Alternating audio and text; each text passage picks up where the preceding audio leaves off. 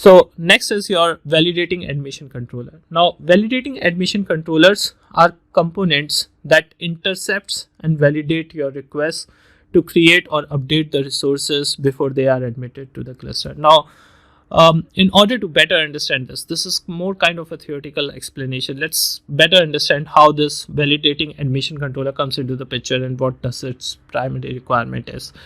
Now, so what I want is that any resource which is created inside my cluster, okay, this should be intercepted by the admission controller, okay.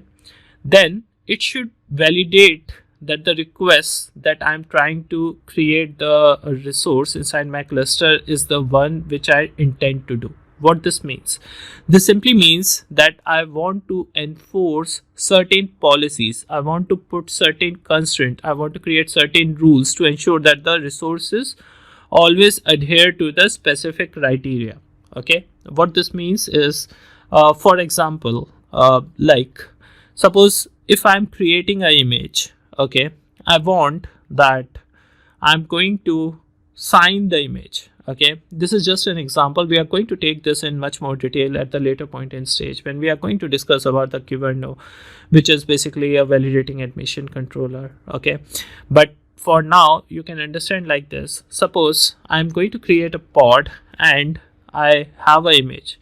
Then I need to make sure that the image has been created by me only. Okay, so I'm going to sign that image. And then whenever I'm going to create a resource inside my cluster, it should always check for my signature. If my signature is there, then only it should allow to create the pod. What this is going to do is, it's going to prevent from someone else to try to push some arbitrary image which is might not be secure, and they push it into my cluster, and then some security compromisation happens, right? Instead of doing that, I can enforce such kind of admission controllers that it validates those resources. Now I have taken an example of a policy enforcement from a pod perspective, but this can be done for the different type of resources as well, right? This is, you can even write your own custom admission controllers.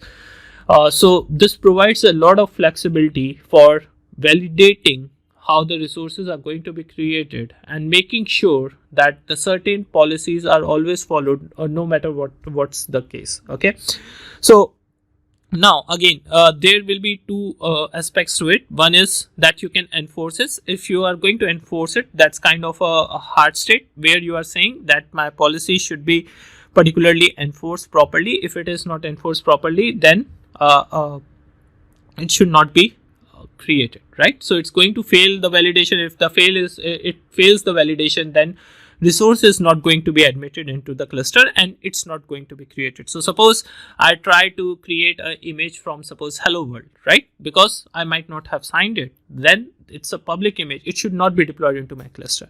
So basically the resource is failing because I have enforced the policy validation. Okay, if I just say audit, so audit is going to print a warning saying that, you know, this image does not create. This is a softer way and the initial way of approaching to the problem, where you don't want to block but you want to gather what all systems are not following to your policies. Then you can go ahead and make the modification, and when you are thinking your system is mature enough, you can go ahead and then convert that audit into the enforcement part like that. Okay, so that's your validating admission controller.